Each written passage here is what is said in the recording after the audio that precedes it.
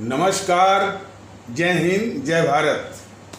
भारतीय अवाम ताकत दल अपने भारतीय भाई बहनों अर्थात अपने देश भारत की जनता अर्थात अपनी भारतीय अवाम से भारतीयता आधारित आपसी श्रद्धा, भारतीयता आधारित आपसी स्नेह, भारतीयता आधारित आपसी प्रेम, भारतीयता आधारित आपसी अखलाक मोहब्बत, भारतीयता आधारित आपसी सहयोग, भारतीयता आधारित आपसी सम्मान, भारतीयता आधारित आपसी एकता, भारतीयता आधारित आपसी भाईचारा तथा भारतीयता आधारित आपसी सद्भाव को समझने व उसे आत्मसात करके वैसा ही और उसी अनुसार आचरण एवं व्यवहार करने हेतु और इसके समस्त भारत में प्रचार प्रसार करने हेतु और इसकी अहमियत और महत्व को प्रत्येक देशवासी को समझाकर उसे अपनाते हुए वैसा ही और उसी अनुसार आचरण एवं व्यवहार करने हेतु और प्रत्येक देशवासी को अपना ही भारतीय भाई बहन मानकर, समझकर, अपनाकर उनके साथ वैसा ही और उसी अनुसार आचरण एवं व्यवहार करने हेतु सतत, सदैव और हमेशा अदब के साथ, आदर के साथ अर्ज करता है, विनती करता है। अब जैसे जैसे ये उत्तर प्रदेश विधानसभा जो कि 2022 में होने जा रहा है, विधानसभा का चुनाव जो होने जा रहा है, तो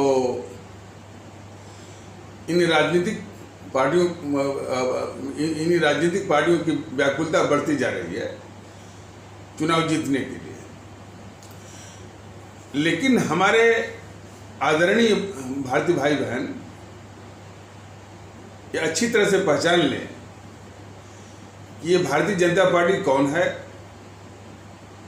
समाजवादी पार्टी कौन है, बहुजन समाज पार्टी कौन है और जो जीएनपीसी या कांग्रेस पार्टी कौन है। इन समूहों का अभिशाप एक एक करके देश ने झेला है और कोई भी संजीद इस देश का नागरिक इनके द्वारा जब ये शासन होते तब भी और विपक्ष में रहते तब भी इनके करतूतों को अच्छी तरह से वाकिफ है। उदाहरण के लिए मान लीजिए समाजवादी पार्टी बहुत बेताब है और सत्ता वापसी के लिए वो बस उसका बस एक ही वाक्य रहता है कि उत्तर प्रदेश की जो अखिलेश यादव वो कहते फिरते हैं, उत्तर प्रदेश की जनता तैयार बैठी है बीजेपी को हराने के लिए। शायद श्री अखिलेश यादव जी को ये मालूम नहीं है कि उत्तर प्रदेश की जनता ये तैयार हो रही है कि बीजेपी ही नहीं, बहुजन समाज पार्टी ही नहीं, कांग्रेस नहीं, समाजवादी पार्टी को भी नष्ट में नाबूद करने के लिए तैयार हो रही है। श्री अखिलेश यादव जी ये खुद बता दें कि उत्तर प्रदेश की आदरणीय भारतीय भाई बहन समाजवादी पार्टी को क्यों लाना चाहेंगे। ये पहले हमारे उत्तर प्रदेश के आदरणीय भारतीय भाई बहनों को के सामने स्पष्ट कर दें। क्या सिर्फ समाजवाद का एक स्टिकर चिपका करके वो फिर से गुंडा राज वो झेल पाएंगे? क्या सिर्फ समाजवाद का स्टिकर चिपका करके माफिया राज जो है वो झेल पाएंगे? दादाओं का राज झेल पाएंगे? रंगदारी जो है वो झेल पाएंगे? और शायद उनको मालूम नहीं है कि जिन इस्लाम आस्था वाले भारतीय भाई बहनों के समाज पर वो राजनीति करते हैं, मतलब ये मुसलमान जिसको कहते हैं, हालांकि शायद ये उनकी समझ के बाहर भी हो कि इस्लाम आस्था वाले भारतीय भाई बहन जो है वो किसको कहा जा रहा है, लेकिन ये वो भी जान लें और हमारे आदरणीय भारतीय भाई बहन तो जानते ही हैं कि मुसलमान कहना भारतीय अवाम ताकत दल हमारे उन आदरणीय भारतीय भाई बहनों के लिए ये मुसलमान शब्द जो है मुनासिब नहीं है भारत के संवैधानिक परिवेश के अनुसार।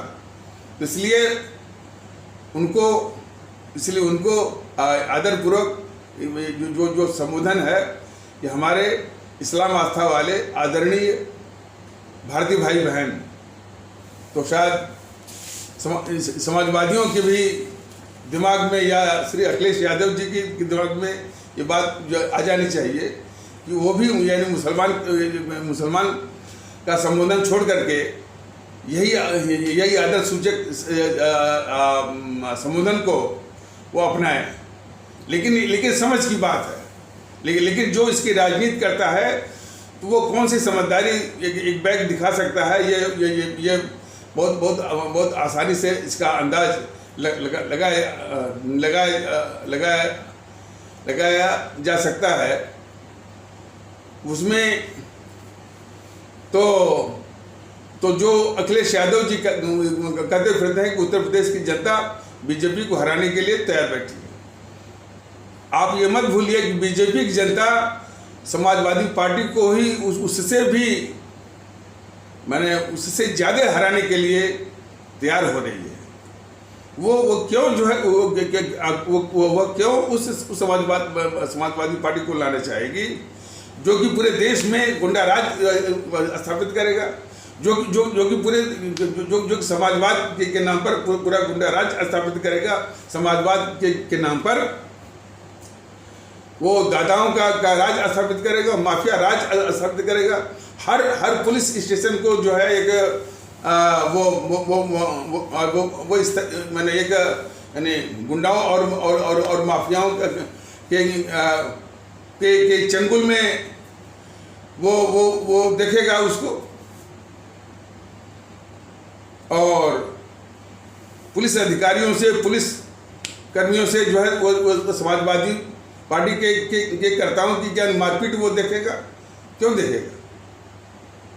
और शायद अखिलेश यादव जी को मालूम होना चाहिए कि जिन हमारे इस्लाम आस्था वाले भारतीय भाई, हमारे आदरणीय भारतीय भाई बहन पर वो राजनीति करते हैं और उनके हमदर्दी का दम भरते हैं, वो उनको आवंटित जमीन जौनपुर में यही समाजवादी पार्टी के माफिया लोग, दबंग लोग जो है उसको आवंटित जमीन को मौके पर जो है वो लेने नहीं दे रहे थे। इन्हीं समाजवादी पार्टी के गुणों के कारण जो है उसी इस्लाम आस्था वाले आदरणीय भारतीय भाई बहनों के समाज के 2 बच्चियां जो है वो इसमें लखीमपुर खीरी जिले के निघासन तहसील में उनको जो आत्महत्या करनी पड़ी। श्री अखिलेश यादव जी को मालूम होना चाहिए कि जिस पत्रकार की हत्या हुई थी वो भी इस्लाम आस्था वाले आदरणीय भारतीय भाई बहनों के समाज के ही थे। और जिसकी हत्या को आप ही के द्वारा यानी वो नियंत्रित पुलिस, यूपी पुलिस जो है वो महीनों ये छिपाती रहेगी कि उनकी हत्या नहीं हुई है, बल्कि वो गायब हो गए हैं। और आप बतौर मुख्यमंत्री वहाँ जो है उस परिवार को आपने जो है 30 लाख के चेक का रिश्वत दिया और उससे कहलवाया कि अलग से जो है वो इंक्वायरी की जरूरत नहीं है, जो इंक्वायरी यूपी पुलिस कर रही है हम संतुष्ट हैं। और आपने उसमें मैंने कितना बड़ा झूठ बोला, यानी जब उस परिवार से जिसका कि एक सदस्य जो है जो कि पत्रकार था, जो कि इस्लाम आस्था वाले भारतीय भाई बहनों का ही था,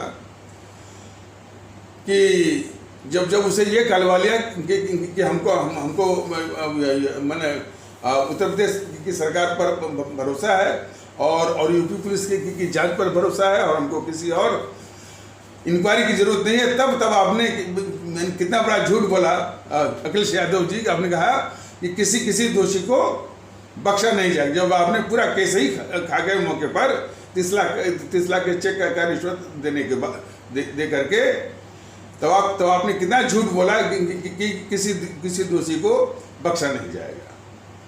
तो और फिर पूरे प्रदेश में ये भ्रष्टाचार, पूरे प्रदेश में व्याप्त भ्रष्टाचार, यानी गुंडागर्दी, माफिया राज और जो है वो दादाओं का राज, रंगदारी तो है ही, और जो है करप्शन, भ्रष्टाचार।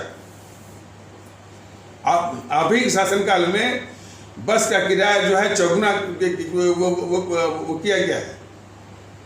आज बस का किराया, यानी रेल के किराए का चौगुना हो गया है।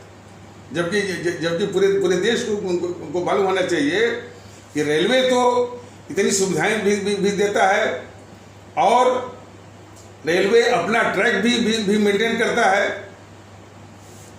रोडवेज को सिर्फ अपनी बस को ही देखना होता है, रोड कोई और मेंटेन करता है, और उसमें सुविधा नाम की कोई चीज़ नहीं, और उसका किराया रेल के किराए से चौगुना। तो चौगुना करने वाले आप ही जो है वो समाजवादी हैं। और पुलिस भर्ती के नाम पर जो धांधली, करप्शन, हर एक से 5-6 लाख रुपया ले लेना, और लाखों लोगों से, और फिर जो है हाई कोर्ट में जो है केस भी करवा देना, ताकि ये कहने को मिल जाए कि भाई अब तो वो केस जो है वो कोर्ट में चला गया, उस पर स्टे हो गया। इस तरह की धांधलियों का दौर जो है उत्तर प्रदेश की जनता क्यों चाहेगी?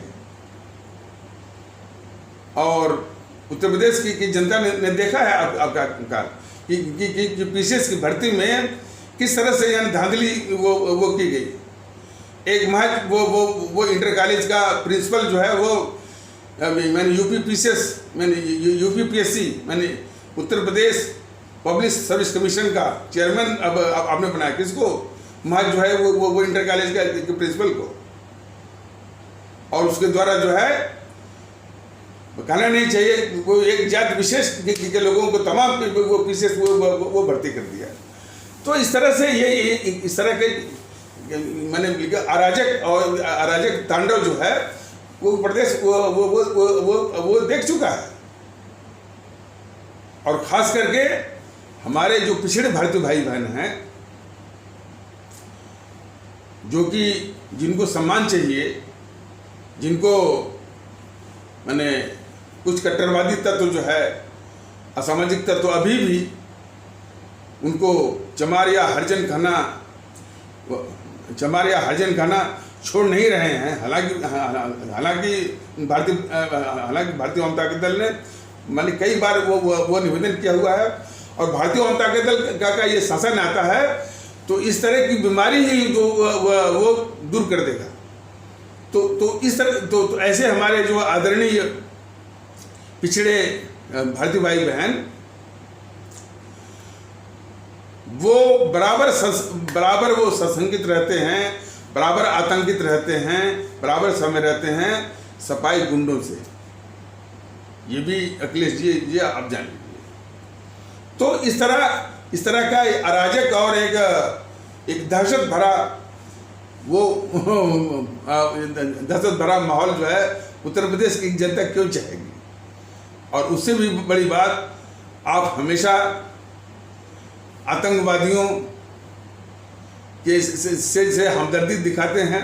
आतंकवादियों पर जो केस होता है उसको वापस लेते हैं, और हाई कोर्ट की फटकार मिलती है आपको।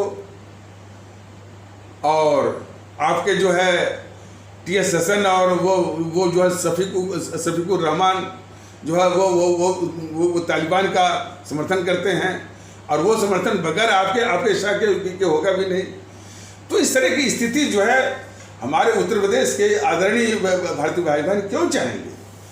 तो इस मुगालते में मत रहिए कि उत्तर प्रदेश की जनता सिर्फ बीजेपी को हराने के लिए बैठी है। वह आपकी भी पार्टी को उससे अधिक हराने के लिए बैठी हुई है, ये आप समझ लीजिए। और सबसे बड़ी बात यह है कि उत्तर प्रदेश के हमारे आदरणीय भारतीय भाई बहन भारतीयता के आधार पर लोग एक हो रहे हैं और भारतीय आवाम ताकत दल के उस अपील पर बहुत ही संजीद हो रहे हैं कि सभी को एक साथ रहना है, सभी को एकता के सूत्र में, सभी को भारतीय एकता के सूत्र में बंधना है। और सभी का जो वजूद है वो राष्ट्र के अनुसार है, भारत राष्ट्र के अनुसार है। यदि ये भारत राष्ट्र है तो सभी लोग भारतीय हैं और जो है एकता जो है वो एकता जो है भारतीय भाई बहनों के बीच में होने की आवश्यकता है। ये नहीं कि अनेकता में एकता, कि ठाकुर अलग हैं, ब्राह्मण अलग हैं, यादव अलग हैं और वो अलग हैं, इनके बीच में एकता, बिल्कुल नहीं। न कोई ठाकुर है, न कोई ब्राह्मण है, न कोई यादव है, सभी लोग भारतीय हैं। इसलिए एकता जो है भारतीयों के बीच में है, ये समझने की आवश्यकता है। और ये बात समझ में आती है तो जब यही लोग जब विदेश में जाते हैं, जापान जाते हैं, जर्मनी जाते हैं, फ्रांस जाते हैं, ब्रिटेन जाते हैं, तो वहाँ का माहौल जो है उस देश के अनुसार होता है। और भारत राष्ट्र बन गया, भारत का संविधान बन गया, भारत के संविधान की शपथ भी लेते हैं। ये भी देखिए, भारत के संविधान की शपथ चाहे इनको सत्ता मिले न मिले, जो भी एमएलए होता है, जो भी एमपी होता है, भारत के संविधान की शपथ भी लेता है, लेकिन इनकी करतूत हमेशा भारत के संविधान के खिलाफ, मतलब कि भारत के संविधान के प्रावधानों का हमेशा वो उल्लंघन। जातिवाद जो है ये भारतीय समाज का जहर तो है ही, भारत के संविधान का भी उल्लंघन है। तो इतनी छोटी सी समझ अखिलेश यादव जी आप में नहीं है, और इस तरह का वो जो है समाज विरोधी, देश विरोधी, मतलब कि इस तरह की करतूत आपके कार्यकर्ता क्यों कर रहे हैं और आपकी सोच क्यों है, और इस मुल्क के लिए बहुत घातक है, हमारे भारतीय समाज के लिए बहुत घातक है। और आप अकेले नहीं हैं, यही हाल जो है वो बहुजन समाज पार्टी का है। बहुजन समाज पार्टी देखिए उसकी विचित्रता, वो हमारे बाबा साहब भीमराव अंबेडकर को आदर्श मान करके वो राजनीति कर रही है। बाबा साहब ने एक ही बात कही थी कि जाति विहीन समाज, कि जाति विहीन से मतलब हमारी एक ही जाति हो, और जो संविधान कर चुका है कि हम भारतीय हैं। लेकिन कितना घटिया किस्म की ये जातिवाद चला रही है ये मायावती। तो सभी हमारे देशवासी, सभी हमारे आदरणीय भारतीय भाई बहन, अब विशेष करके जो इस मायावती के मोह माया जाल में फंसे हुए हैं, वो जरूर उसे सवाल करें कि बाबा साहब ने बोला था जातिहीन समाज, और तुम कर रही हो जातिवाद। तुम सीधे सीधे बाबा साहब के आदर्शों का, बाबा साहब के सिद्धांतों का, उनके विचारों और दर्शन का सीधे सीधे हत्या कर रही हो, और कर रही हो जिनके नाम पर तुम जो है वो राजनीति वो चला रही हो। और यही नहीं, जब ये सत्ता में आती है तो फिर वही पूरे शासन प्रशासन के माहौल को भी जात के आधार पर वो चलाने की कोशिश करती है। तो समाजवादियों के शासन प्रशासन की शैली माने या जो है उनके जो कुकृत्य हैं, और बहुजन समाज पार्टी के शासन के जो कुकृत्य हैं, उनमें कोई विशेष फर्क नहीं है। और इनको देख लीजिए, हमारे योगी महोदय को, ये तो अपने को भारतीय मानते ही नहीं है, कहते हैं कि हम हिंदू हैं। मोदी महोदय हिंदू कहने वाले, एक तो सीधे सीधे वो संविधान का वो उल्लंघन है। हर एक जो देशवासी वो भारतीय है, और हिंदू बोल करके आप जो है भारत के किसी भी संवैधानिक पद पर आसीन नहीं हो सकते हैं। इतना आप जान लीजिए। अब ये मोदी जी जैसे कायर प्रधानमंत्री हो, नासमझ वो प्रधानमंत्री हो, जो कि हमारे देशवासियों को ही जो है वो भारतीय नहीं मानते हैं, तो बात दूसरी है। लेकिन सब कुछ ऐसे ही चलेगा, ऐसा मत मानिए। आपने बहुत तमगा लूटा, तमाम वो विज्ञापन आ रहे हैं कि अपराधियों का सफाया हो गया। अभी भी शहरों में खास करके पश्चिमी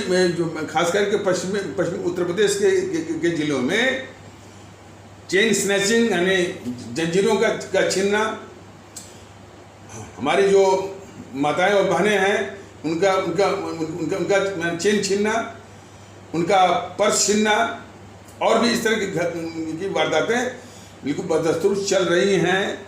योगी जी इसको आप जानिए। इसलिए अपराधियों का हौसला कम नहीं हुआ है, बढ़ा है। और अपराधियों के सफाई के नाम पर आपने क्या मुख्तार अंसारी के पीछे पड़े। उसका कोई विरोध नहीं है। मुख्तार अंसारी अपराधी है, और उससे भी अधिक सजा जो आपने दी है, उससे भी अधिक वो सजा का पात्र है, और उसको दिया जाना चाहिए। इस प्रकार जो है वो जो विकास यादव था, उसने जो है वो डीएसपी की हत्या की। उसने एक जो है यानी राज्य मंत्री प्राप्त कोई शुक्ला करके थे, उनकी हत्या की। और वो कितनी भी हत्याएं कर चुका है। तो बिल्कुल जो आपने उसको सजा दी है, वो उससे भी अधिक वो उसकी पात्रता रखता है। इसमें कोई शक नहीं है। और उसमें पता नहीं ये अपराधी किसी के जो ब्राह्मणवाद ढूंढ रहे हैं। कितनी बार बोला गया कि अपराध में न कोई ब्राह्मणवाद ढूंढे, न कोई बात ढूंढे, और न कोई कभी अपराधियों में, आतंकवादियों में इस्लाम को चिपकाते रहते हैं, और उसी के प्रतिक्रिया में कोई जो है हिंदू आतंकवाद बोलता रहता है। ये सारी प्रवृत्तियां जो है इस तरह की है, ये भारत विरोधी है, भारतीय समाज विरोधी है। तो ब्राह्मणवाद, फलानेवाद किसमें? अपराध में। तो वो आपने ठीक किया। लेकिन एक बात आप जान लीजिए, योगी आदित्यनाथ जी, हमारे माननीय मुख्यमंत्री जी, कि मुख्तार अंसारी अपराधी है। यदि आप उसको समाप्त करते हैं, अपराधी तो समाप्त हो जाएगा, अपराध नहीं जाएगा। जैसे अपराध का आप दम्भ भरते हैं कि आपने अपराध खत्म किया, अपराध नहीं जाता है। आपको थोड़ी सी अकल की आवश्यकता है आपको, कि अपराधी के खत्म होने से अपराध नहीं जाता है। उस अपराध के तार कहाँ किससे जुड़े हैं, किन शक्तियों से उसको संरक्षण मिल रहा है, उसको शह मिल रही है, कौन कौन उसको प्रोटेक्शन और पेट्रोनेज दे रहे हैं। जब तक उन शक्तियों को नस्ते नाबूद, बल्कि जितना नस्ते नाबूद इसको मुख्तार अंसारी को किया गया था, उससे अधिक वो पात्रता रखते हैं और ज़रूरत है ऐसी शक्तियों को नस्ते नाबूद करने की। तो आपको मालूम होना चाहिए कि मुख्तार अंसारी को शह देने वाले जो है मुलायम सिंह और समाजवादी पार्टी। तो जब तक मुलायम सिंह के साथ भी जो जितनी उनकी संपत्तियां हैं, उन पर जो है जब तक बुलडोजर नहीं अब चलवाएंगे, जब तक उनकी सारी संपत्तियों को जब्त नहीं करेंगे और उनको नस्ल में नाबूद नहीं करेंगे, और इसी तरह से जितने भी अपराधी हैं उनको संरक्षण देने वाली शक्तियों को जब तक आप जो है नस्ल में नाबूद नहीं करेंगे, तब तक अपराध नहीं जाएगा। दो एक अपराधी तो मर जाएंगे, ठीक है, उनको वो हो जाएंगे, लेकिन अपराध नहीं जाएगा। योगी आदित्यनाथ जी तो इतनी छोटी सी अकल आप लगाइए और झूठ मूठ का ये दम भरना छोड़ दीजिए कि आपने अपराध को खत्म किया। कुछ अपराधियों को खत्म किया होगा, अपराध नहीं गया है। अपराध को खत्म करने के लिए अपराध को कहाँ से संरक्षण मिलता है, कहाँ से ताकत मिलती है, कहाँ से उसके तार जुड़े रहते हैं, कहाँ से उसको प्रोटेक्शन और पेट्रोनेज मिलता है, सबको समाप्त करना होगा, तब जाकर के अपराध जो है वो खत्म होगा। और सबसे गंदी बात जो है, जो मन में आपके जहर है, एंटी मुस्लिम सेंटिमेंट। अलीगढ़ मुस्लिम यूनिवर्सिटी एक महान जो है वो जो है यानी विश्वविद्यालय है, हमारे बीएचयू के टक्कर का। किसी जमाने में बीएचयू यानी बनारस हिंदू यूनिवर्सिटी और अलीगढ़ मुस्लिम यूनिवर्सिटी, ये दोनों सेंट्रल वो यूनिवर्सिटी थी। तो इनका दर्जा भारतीय नहीं बल्कि ये विश्व स्तर की ये जैसे विश्व स्तर के विश्वविद्यालय हैं, और इनके छात्रों ने बहुत नाम कमाया है, यहाँ के जो प्रोडक्ट रहे हैं।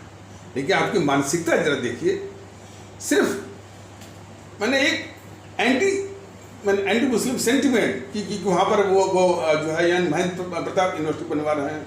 अरे ये भी आपको जानना चाहिए कि वो जो है अलीगढ़ मुस्लिम वो यूनिवर्सिटी के लिए ज़मीन जो है महेंद्र प्रताप ने वो दिया था। और मुख्यमंत्री के रूप में या बिल्कुल नागरिक के रूप में कोई ऐसा काम नहीं करना चाहिए जिससे हमारे देश की जो समरसता है, आपसी सद्भावना है, उसको चोट लगे। आपका हर काम जो है सिर्फ जो है भेद का होता है। और उसमें भी सबसे बड़ी बात है,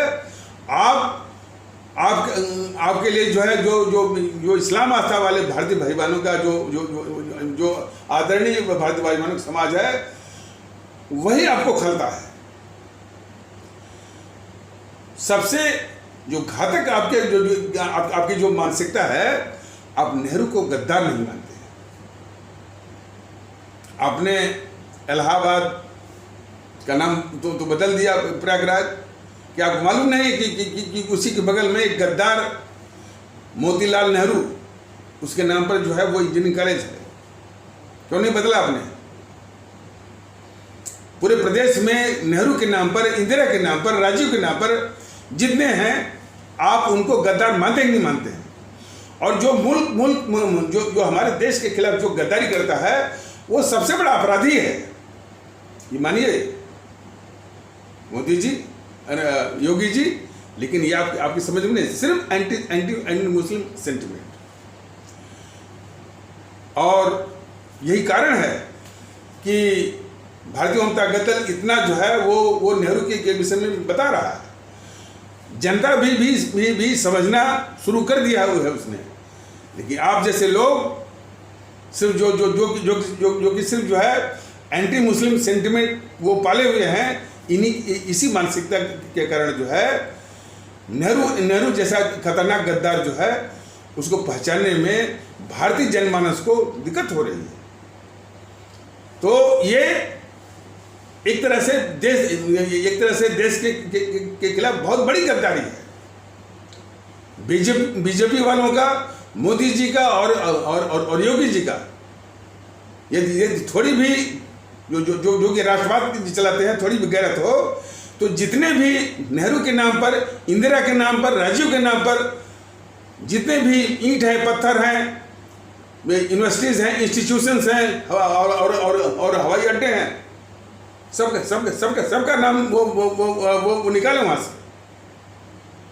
जहाँ मुसलमानों का नाम लिखा है वो वहाँ हटाने के पहले या उसके बजाय जहाँ भी नेहरू का, इंदिरा का, राजीव का नाम लिखा है, सब हटा करके देशभक्तों का नाम, चंद्रशेखर आज़ाद हैं, अशफाकुल्लाह हैं, भगत सिंह हैं, इनका नाम लिखिए। और इन सारे कलंकों को हटाइए। लेकिन सिर्फ नहीं, जहाँ मुस्लिम लिखा हुआ है उसको आप हटाएंगे। ऐसे लोग जो है क्या देश, ऐसे लोग यानी क्या प्रदेश चलाएंगे और ऐसे लोग जो है कि क्या क्या देश चलाएंगे। सवाल इस बात का है। और सबसे बड़ी बात है, आप आप जो है भारतीय की तरह व्यवहार करिए। अपने को गर्व करना है तो सिर्फ भारतीयता पर। हिंदू सनातन से सिर्फ कहने से कि हमको हिंदुत्व पर गर्व है, इससे उसकी महानता नहीं आती है, इससे उसकी रक्षा नहीं होती है। आप ही का वो चमचा बनने की जो कोशिश कर रहा है, हालांकि वो चमचा आपका है नहीं। पुष्पेंद्र कुलश्रेष्ठ वो बीजेपी का चमचा बनने की कोशिश करता है और हिंदू सनातन का बहुत बड़ा वो रक्षक बनने का बहुत दावा करता है, बहुत दम भरता है। लेकिन वह हिंदू सनातन का रत्ती भर जो है उसका प्रतिनिधित्व नहीं कर सकता। हिंदू सनातन शायद आपको भी मालूम नहीं है, और उस बेवकूफ जो है पुष्पेंद्र कुलश्रेष्ठ को भी नहीं मालूम कि यानी हिंदू सनातन का दर्शन क्या है। और इस दर्शन को समझना है तो कम से कम जो है स्वामी विवेकानंद, जिसको दुनिया मानती है, आप और आप भी मानते होंगे, पूरा जो है पूरे देश के लोग मानते हैं, पूरी दुनिया मानती है। तो उनकी नज़रों से आप देखिए, जिन्होंने सिखाया था कि हिंदू सनातन की यही विशेषता है और यही उसकी महानता है कि वो सभी पंथों का आदर करता है। इस्लाम का भी आदर करता है, ईसाई पंथ का भी आदर करता है, और सिख पंथ का और भी जितने पंथ हैं। तो यही महानता है उसकी, हिंदू सनातन। और हिंदू सनातन बहुत ही पुराना, बहुत ही महान किस्म का है। और जैसी गतिविधि ये सब चला रहे हैं, पुष्पेंद्र कुलश्रेष्ठ जो है, इनका कहीं दूर से भी वो हिंदू सनातन आस्था से नाता हो नहीं सकता। तो आप लोग जो है वो हिंदू सनातन के नाम पर कलंक है और हिंदू सनातन की इमेज को, उसकी छवि को बिगाड़ने वाले आप ही लोगों के करतूत के कारण जो है वो जो ममता बनर्जी खड़ी हो गई है, वो घोर जो है तमाम गुंडों का, माफियाओं का, और सबसे बड़ी तो वो सांप्रदायिक बहुत है। वो ये दिखाने की कोशिश करती है कि पूरी उसकी कोशिश जो है सिर्फ जो है वो इस्लाम आस्था वो वाले समाज के लिए है। हो सकता है यानी वोट के लिए करती हो, तो इस तरह से वो सांप्रदायिकता वो फैलाती है। लेकिन इसमें जो देखने वाली बात यह है कि इतनी अभिशाप, इतनी बड़ी अभिशाप वो जो ममता बनर्जी है, उसको जो चुनाव हुआ था अभी इस साल के शुरुआती महीनों में, हमारे जो है गैर इस्लाम आस्था वाले आदरणीय भारतीय भाई बहनों का काफ़ी समाज ने उसको वोट किया है।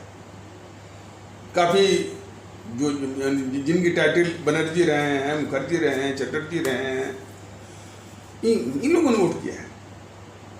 सवाल इस बात का है कि ममता बनर्जी हों, अखिलेश यादव हों, लालू प्रसाद यादव हों, इनके मोह माया जाल से सभी को बाहर आना चाहिए और आना होगा, और इन सारी ताकतों को नष्ट में नाबूद करना है। ये हमारे सुभाष चंद्र बोस का भी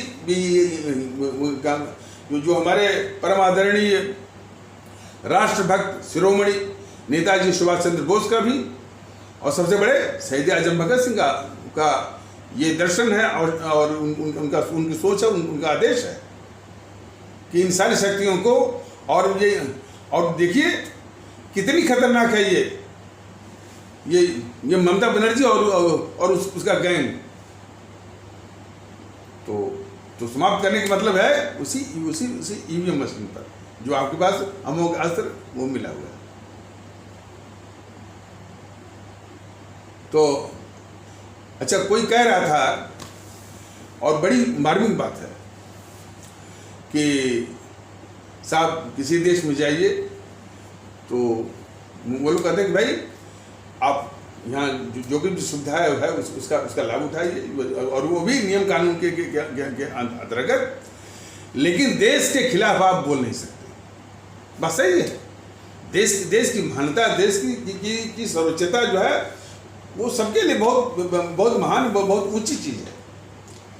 लेकिन यहाँ देश के खिलाफ कुछ भी बोलते रहिए। ये राहुल दिन रात जो है इस देश के खिलाफ बोल रहा है, मोदी जी के शासन के अधीन। ये कौन सा राष्ट्रवाद चला रहे हैं जो कि इस गद्दार राहुल को पूरा जो है वो प्रश्रय दिए हुए हैं। और सिर्फ वही नहीं, जिसके भी जो मन में आ रहा है, वामदल वाले भी बोल रहे हैं और लोग भी बोल रहे हैं। और आखिर सवाल इस बात का कि आखिर देश यानी वो कब तक झेलेगा इस बात को?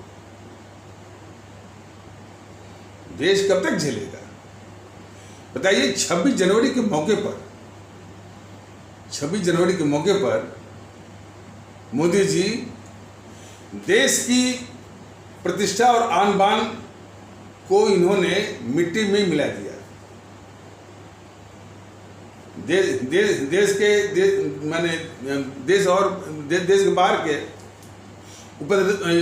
बाहर के उपद्रवियों के द्वारा अपनी दिल्ली पुलिस को पिटवा दिया।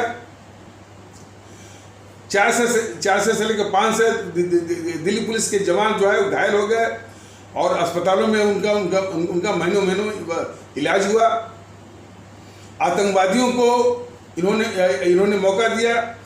हमारा जो राष्ट्रीय गौरव है लाल किला, उस पर वो चढ़ने का मौका दिया श्री मोदी जी ने, और जाकर के उस राष्ट्रीय गौरव लाल किला पर जो हमारा राष्ट्रीय गौरव तिरंगा है उसको उतार कर इन सबों ने आतंकवादी झंडा लगाया। इससे बढ़ करके आप और अधिक शर्मसार क्या करेंगे मोदी जी?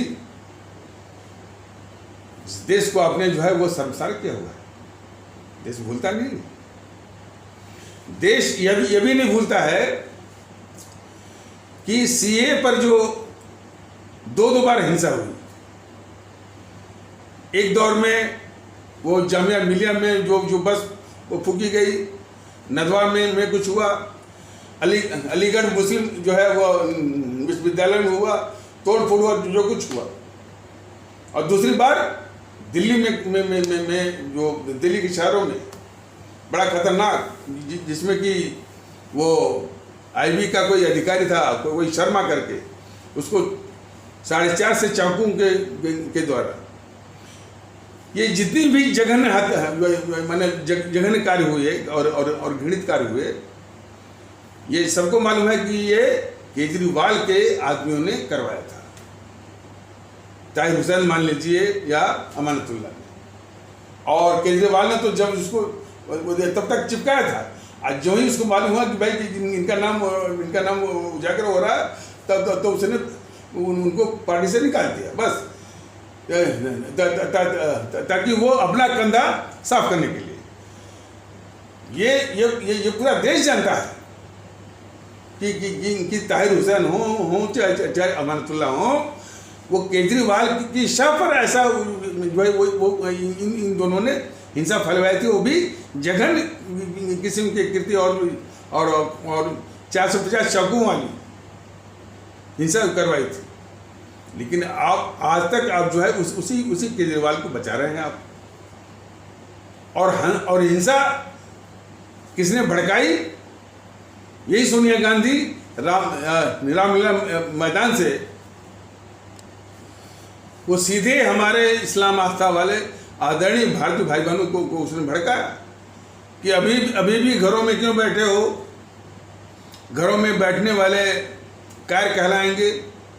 घरों से बाहर निकलो, सड़कों पे आओ, आंदोलन करो, और इनडायरेक्टली या अपरोक्ष रूप से उसने भड़काया कि हिंसा करो, आग लगाओ, तोड़फोड़ करो और देश को अस्थिरता में झोंको। एक बार जान लीजिए कि ये जो जीएनपीसी है, गांधी नेहरू परिवार चंद्रा चौकड़ी कागज जो है, देश में जब हिंसा फैलती है, अस्थिरता होती है, देश बढ़ता है, लोगों की जानें जाती हैं, वही इसके लिए सबसे माकूल वक्त होता है सत्ता हथियाने का और सत्ता वापसी का।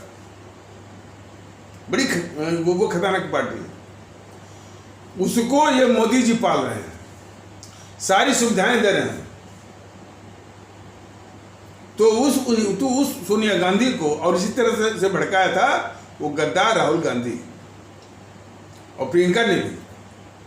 तो इन सारे गद्दारों को, देश में हिंसा भड़काने वालों को, देश में हिंसा करवाने वालों को मोदी जी आप पाल रहे हैं। यही आपका राष्ट्रवाद है। तो आखिर सवाल यह है कि हमारे देश के लोग कब तक झेलेंगे आपको और आपकी करतूतों को।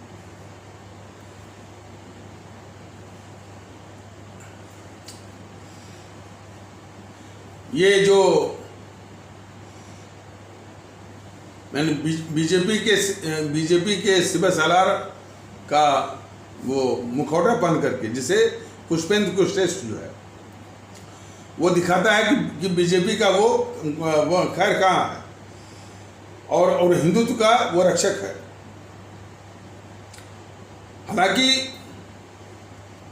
उस पर कमेंट करना भारतीय आम ताकत दल अपनी प्रतिष्ठा के अनुकूल नहीं मानता है उसको, लेकिन उसे करतूत को बताना देशवासियों को जरूरी है। किस तरह से बोलता है वो? हमारे इस्लाम आस्था वाले आदरणीय भारतीय भाई बहनों के पहनावे पर वो कमेंट करता है कि बड़े भाई का पैजामा नहीं, छोटे भाई का पैजामा और बड़े भाई का कुर्ता, ये सब उसके दिमाग में जहर है। ऐसे तो जो है बीजेपी के वो खैरखा हैं और सिपा सालार हैं, और वास्तव में वो बीजेपी का न तो सिपा सालार है न तो यानी वो खैरखा है। बीजेपी के लोग भी जान लें कि वह निश्चित तौर पर जीएनपीसी के द्वारा वामपंथियों द्वारा फंडेड वो एक ऐसा एजेंट है जो कि जीएनपीसी और वामदलों के मंसूबों को पूरा करने के लिए वो इन गतिविधियों को चला रहा है। जीएनपीसी गांधी नेहरू परिवार चंडाल चौकड़ी काकस और ये वाम दलों का ये पूरा देश जानता है कि एक ही एजेंडा है कि इस भारतीय समाज को कमजोर करना, नफरत और कैसे कमजोर करना, नफरत फैला करके। तो वही काम जो कि ये पुष्पेंद्र कुशरेष्ठ कर रहा है, यह जीएनपीसी गांधी नेहरू परिवार चंद्रा चौकड़ी कागज और वाम दलों का जो मंसूबा है कि अपने देश में नफरत फैला करके भारतीय समाज को कमजोर करना, इस मुल्क को कमजोर करना। तो ये कदापि जो है वो बीजेपी का खैरखा नहीं हो सकता और हिंदू सनातन का वो रक्षक नहीं हो सकता। ये सभी हमारे आदरणीय भारतीय भाई बहन बिल्कुल अच्छी तरह से जानते हैं। ये उसी तरह से है जैसे कि असदुद्दीन ओवैसी, कितने लोग जो है वो ब्रह्मजाल में फंसे हुए थे कि वो हमारे इस्लाम आस्था वाला मतलब जिनको आप लोग परंपरागत रूप से मुसलमान कहते हैं, लेकिन भारतीय जनता दल ऐसा कहना जो है उनकी प्रतिष्ठा अनुकूल जो है वो संबोधन मुनासिब नहीं मानता है। तो हमारे इस्लाम आस्था वाले आदरणीय भारतीय भाई बहनों के समाज के लोग समझते थे कि ये उनका बड़ा हितैषी है, खैरखा है, लेकिन क्या निकला वो तालिबानी निकला। वो तालिबान का समर्थक निकला। इसलिए हमारे सभी आदरणीय भारतीय भाई बहन इस्लाम आस्था वाले इसको ठीक से पहचानें, असदुद्दीन ओवैसी को ठीक से पहचानें। ये किताब जो है हमारे देश का, हमारे मुल्क का, हमारे भारतीय समाज का, और यदि कुछ सीमित रूप में मान भी लीजिए कि हमारे इस्लाम आस्था वाले आदरणीय भारतीय भाई बहनों का हितैषी है, किताब नहीं है, ये तालिबान समर्थक है। इसके दिमाग में क्या पड़ रहा है? तालिबान आज दुनिया मान रही है।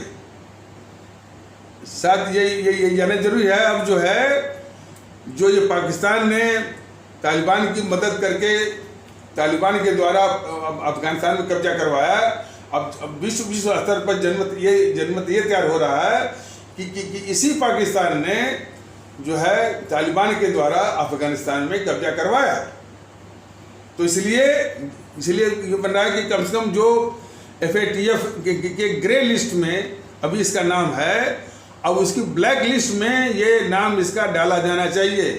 और FATF के ब्लैक लिस्ट में जो ही इसका नाम चला जाएगा तो इसको विश्व की किसी भी जो है आर्थिक संस्था से उसको एक पैसा नहीं मिलेगा। तो ये कंगाल से महाकंगाल बन जाएगा। ये तो ये तमाम मंथन चल रहा है। और कौन वो तालिबान जो अभी भी अब आपस में मारकाट हो रही है। और ये बड़ी खुशी की बात है कि हमारे इस्लाम आस्था वाले आदरणीय भारतीय भाई बहनों का, समाज का बहुत बड़ा तबका जो है बिल्कुल इस रूप में देख रहा है कि भाई वो तो वहशी है, जानवर है। और जो है यानी 2-1000 वर्ष पहले का जो जिस तरह से मनुष्य जिस तरह से मनुष्य जो है जानवरों की तरह बिहेव करता था, वही जानवर है। इंसानों के साथ हाथ बांध करके उनका सर काटना, महिलाओं के साथ, तो जानवर है, वहशी है। लेकिन असदुद्दीन ओवैसी जैसे लोग उसमें इस्लाम को ढूंढ रहे हैं। देखिए ना दुर्भाग्य। तो ये सब इस देश के लिए बहुत बड़े अभिशाप हैं असदुद्दीन ओवैसी लोग। लेकिन ये कायर मोदी की कायरता का परिणाम है कि असदुद्दीन ओवैसी जैसे लोग की हिम्मत बढ़ रही है।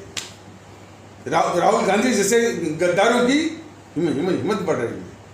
वो भी क्यों कि योगी जी हो चाहे मोदी जी हो, सिर्फ एंटी मुस्लिम सेंटिमेंट कि जहाँ मुस्लिम नाम लिखा है उसी को हटाओ। गद्दार, इतना बड़ा गद्दार जो है वो जवाहरलाल नेहरू, इतनी बड़ी गद्दार जो है ये वो इंदिरा गांधी, राजीव गांधी, इनके नाम को ये नहीं छूते हैं। देश को चाहिए और देश को आवश्यकता है कि ये सारे गद्दारों का नाम हटा करके हमारे जो देशभक्तों का नाम, चंद्रशेखर आज़ाद का नाम, अशफाकुल्लाह जी का नाम, खुदीराम बोस जी का नाम,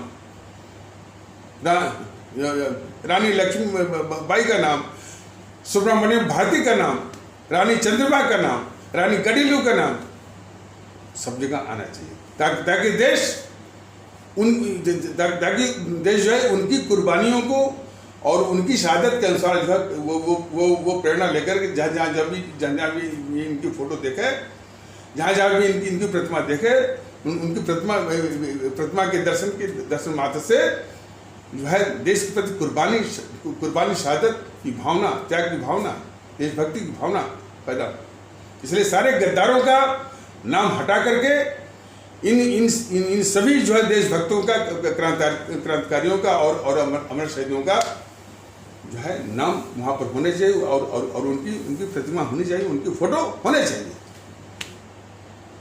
लेकिन ये न करके ये गद्दार किस्म के बीजेपी वाले सिर्फ जहाँ मुसलमानों का नाम लिखा है।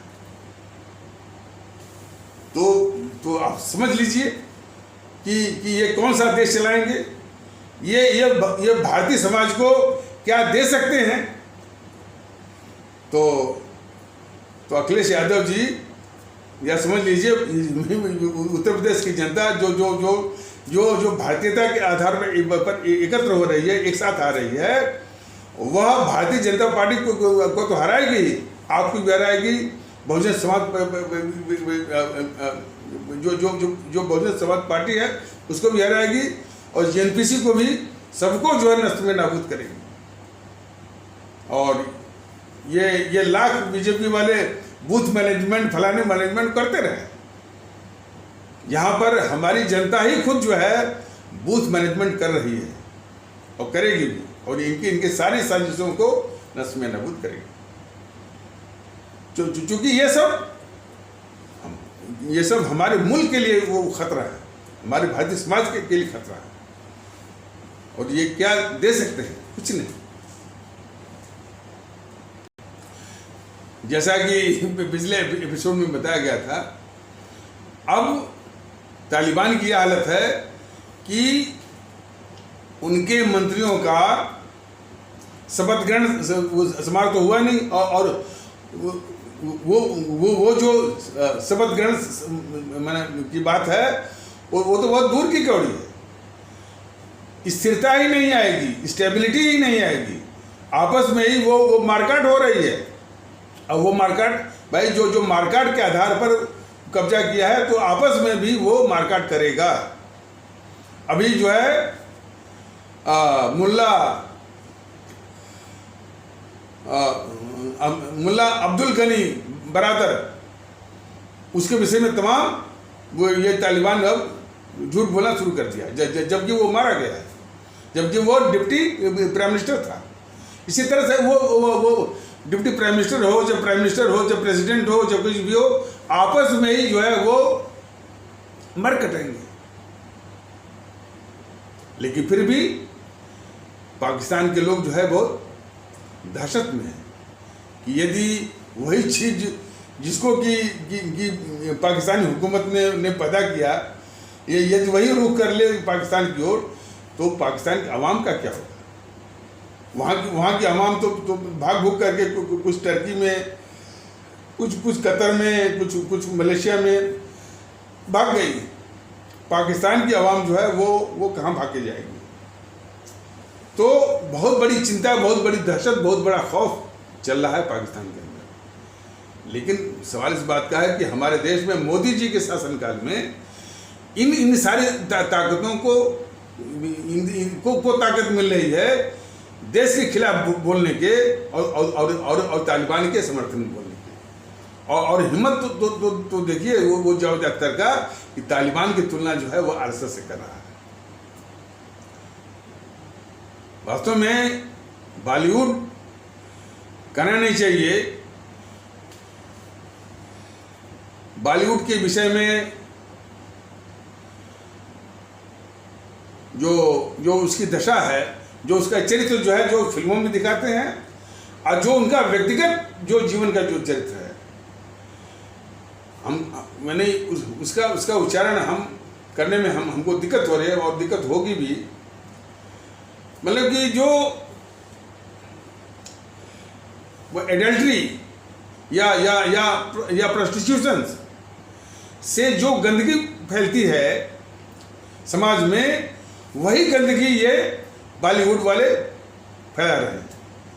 समाचारों में आता होगा कास्टिंग काउच, ये क्या होता है? ये निरा जो है वो माने वो अश्लीलता की जो है वो पराकाष्ठा है।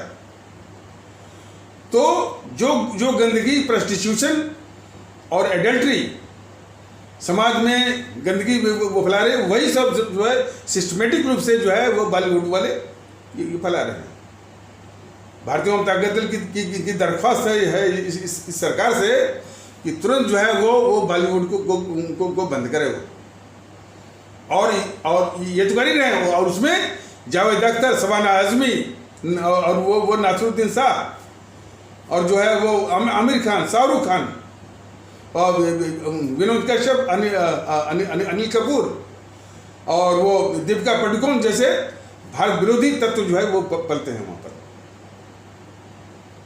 और यही नहीं, जो अंडरग्राउंड जो है वो तस्कर होते हैं, स्मगलर हैं, उनसे इनके वो कनेक्शन होते हैं। यानी पूरे समाज के लिए ये अभिशाप है सर। लेकिन देखिए हमारे समाज में कुछ पॉकेट्स ऑफ पीपुल ऐसे हैं कि उनके फैन बने हुए हैं।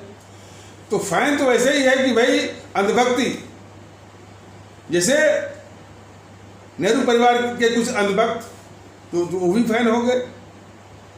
नेहरू चाहे कितनी भी गद्दारी करे लेकिन अंधभक्त मिल जाएंगे उसके। मोदी जी कितनी भी परेशानी करें और कितनी भी इन गद्दारों को बचाने के लिए देश के खिलाफ कितनी भी गद्दारी करें लेकिन मोदी जी के वो अंधभक्त मिल जाएंगे। अखिलेश के भी वो अंधभक्त मिल जाएंगे, मायावती के भी अंधभक्त मिल जाएंगे, उसे जो ममता बनर्जी है उसके भी वो अंधभक्त मिल जाएंगे। तो उसी प्रकार जो है जो बॉलीवुड में जितने सब हैं वो इस तरह से अपराधी कहा जाएगा। शाहरुख, आमिर खान, जावेद अख्तर, अनिल कपूर, इन अपराधियों के भी फैन आपको मिल जाएंगे। तो इन फैनों से बड़ी समस्या है। लेकिन पूरे समाज को चाहिए कि इनकी जितनी सारी फिल्में हैं, इनका सारा जो विज्ञापन है उसका बहिष्कार करें। बिल्कुल चारों ओर से बुराई है हमारे भारतीय समाज को डसने के लिए। लेकिन कम से कम शुरुआत यहाँ से आप करिए, आप लोग कि मन में बनाइए कि इन सारी जो राजनीतिक ताकतों को उस ईवीएम मशीन पर शून्य करिए, उनको नष्ट में नाबूद जड़ से उखाड़ने का ये पहले करिए, ये करके दिखाइए। बाकी आगे का जो है वो काम जो है, यदि भारतीय जनता दल को आपका आशीर्वाद प्राप्त होता है और सत्ता का उपकरण हाथ में आता है तो वो बाकी चीज़ें जो है वो इस पर आप छोड़ दीजिए, वो करेगा। लेकिन पहली जो सीढ़ी है इन सारे जो है वो राजनीतिक दलों को ईवीएम मशीन पर शून्य करिए, नष्ट में नाबूद करिए, और इससे कम नहीं। तो इन्हीं आवश्यक शब्दों के साथ इस आवश्यक पर चर्चा को यहीं पर विराम दिया जाता है। तब तक के लिए नमस्कार, जय हिंद, जय भारत।